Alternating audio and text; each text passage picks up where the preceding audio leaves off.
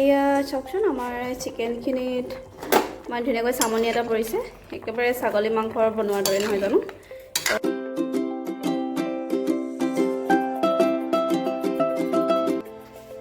হে এভৰিৱান কি খবৰ আপোনালোকৰ আশা কৰোঁ আপোনালোক সকলো ভালে আছে আজি মই পুনৰ আপোনালোকলৈ এটা নতুন ৰেচিপি লৈ আহিছোঁ আচলতে ৰেচিপিটো হৈছে ব্ৰইলাৰ মাংসৰ এটা বইল ৰেচিপি আশা কৰোঁ আপোনালোক সকলোৱে মোৰ এই ৰেচিপিটো চাই খুবেই ভাল পাব আৰু আপোনালোকে এবাৰ বনাই মোক নিশ্চয় কমেন্ট বক্সত জনাব বুলি আশা ৰাখিছোঁ যদি আপোনালোকে মোৰ এই ৰেচিপিটো চাই ভাল পায় তেতিয়াহ'লে নিশ্চয় মোক কমেন্ট বক্সত জনাব লগতে আপোনালোকে আমাৰ এই ভিডিঅ'টি শ্বেয়াৰ কৰিবলৈ নাপাহৰিব আৰু যদি আপোনালোকে মোৰ চেনেললৈ প্ৰথম আহিছে তেতিয়াহ'লে নিশ্চয় আমাৰ চেনেলটো এবাৰ সাবস্ক্ৰাইব কৰি ল'ব আৰু কাষতে থকা বেল আইকনটো ক্লিক কৰি ল'বলৈ নাপাহৰিব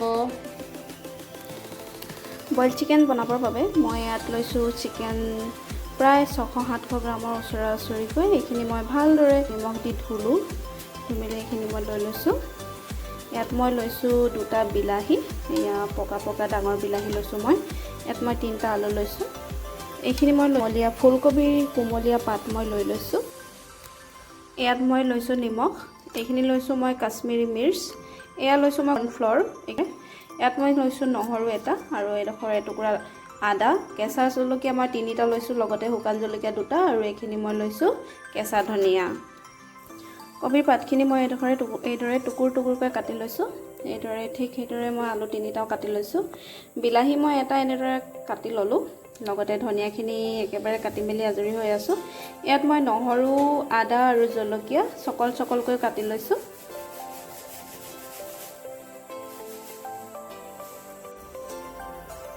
এয়া চাওক মই এইদৰে এটা বিলাহী জ্বলাই লৈছোঁ অলপমান পুৰি ল'লোঁ লগতে শুকান জলকীয়া আৰু কেঁচা জলকীয়া কেইটাও পুৰি লৈছোঁ আৰু আদা ডোখৰ আৰু নহৰুখিনি এইখিনি মই এতিয়া গুচাই ল'ম তো নেক্সট ষ্টেপটো লৈ যাওঁ বলক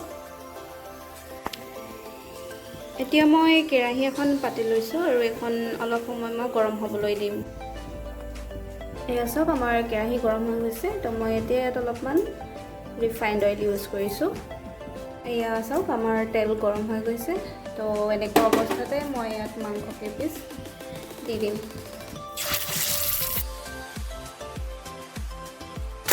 মাংসখিনি এতিয়া মই অলপ সময়ৰ কাৰণে লৰাই দিম আৰু ইয়াত ধুনীয়া ৰং এটা অহালৈকে মাংসখিনি এনেদৰে ভাজি থাকিম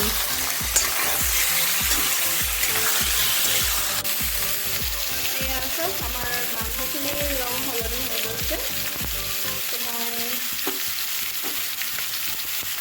অৱস্থাতে ইয়াত অকণমান নিমখ এইদৰে ছটিয়াই দিম মই মাংসৰ পিচকেইটা অলপ ডাঙৰকৈ লৈছোঁ আপোনালোকে যদি ইচ্ছা কৰে ইয়াতকৈ সৰু চাইজৰ ল'ব পাৰে মাংসখিনি মিক্স কৰিম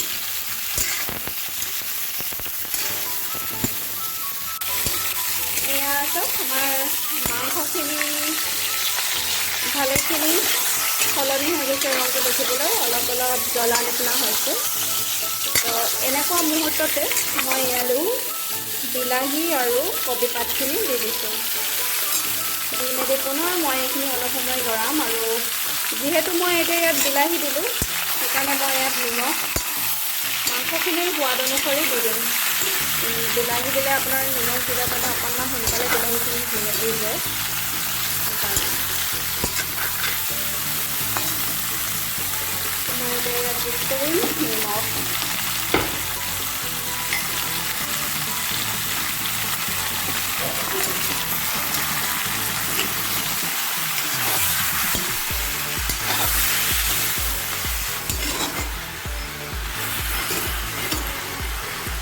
এইখিনি এইদৰে অলপ সময় সিজিবলৈ দিম এয়া চাওক মাংসখিনিৰ একেবাৰে চেহেৰা সলনি হৈ গ'ল আৰু বিলাহীখিনিও ভালেমান গলি গ'ল এনেকুৱা মুহূৰ্ততে ইয়াত যোগ কৰি দিম এয়া চাওক এইখিনি মই সকলো শুকান জলকীয়া কেঁচা জলকীয়া আদা নহৰু যিখিনি মই পুৰি লৈছিলোঁ গোটেইখিনি পেষ্ট এটা বনাই ল'লোঁ তো মই এইটো ইয়াত যোগ কৰি দিছোঁ খুবেই ধুনীয়া সুগন্ধ ওলাইছে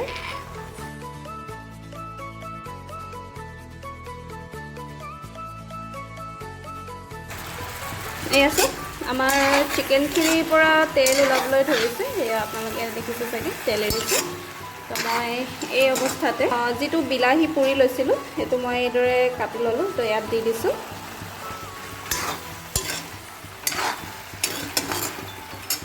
চিকেনখিনিৰ ৰংটো ধুনীয়া হ'বৰ বাবে মই ইয়াত এয়া চক আধা চামুচ কাশ্মীৰী মিৰ্চ এড কৰিছোঁ। জলকীয়া গুড়িখিনি দিয়াৰ পাছত মই ভালদৰে এনেদৰে মিলাই দিম। আমাৰ বিলাহী ভালখিনি গলি গৈছে। এই মুহূৰ্ততে মই ইয়াত দি দিম পানী। এয়া মই পানী এই বাতিটোতে লৈছোঁ।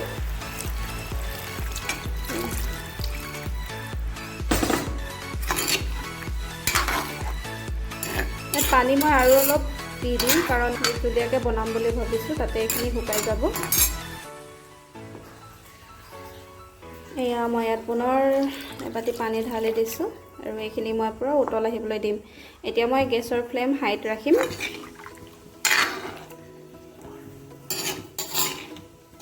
যেতিয়ালৈকে এইটোৰ ফুল উবাল এটা নাহে তেতিয়ালৈকে মই একেবাৰে হাই ফ্লেমত ৰাখি থ'ম এইখিনি।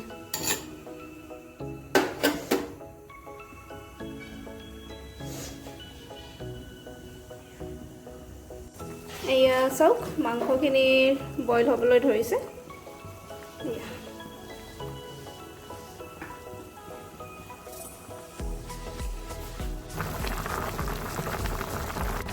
এয়া চাওক আমাৰ মাংসখিনি পূৰা উতলি আছে আৰু সিজিলেও।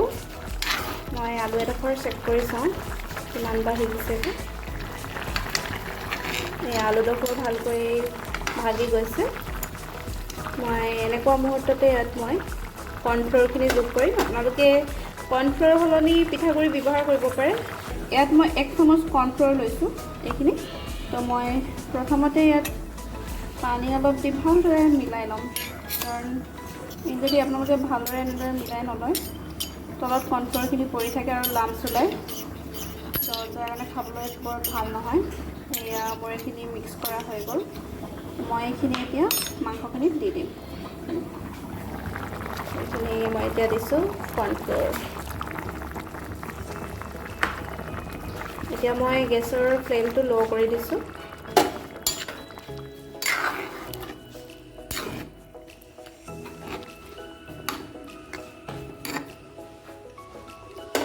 এইখিনি এতিয়া লাহে লাহে এয়া চাওকচোন আমাৰ চিকেনখিনিত ইমান ধুনীয়াকৈ চামনি এটা পৰিছে, একেবাৰে ছাগলী মাংসৰ বনোৱাৰ দৰে নহয় জানো।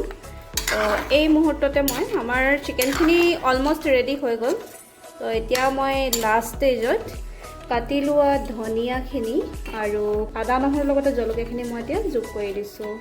এতিয়া মই এইখিনি ভালদৰে মিলাই দিম আৰু গেছ ষ্টভটো অফ কৰি দিম। আমাৰ বইল চিকেন ৰেডি।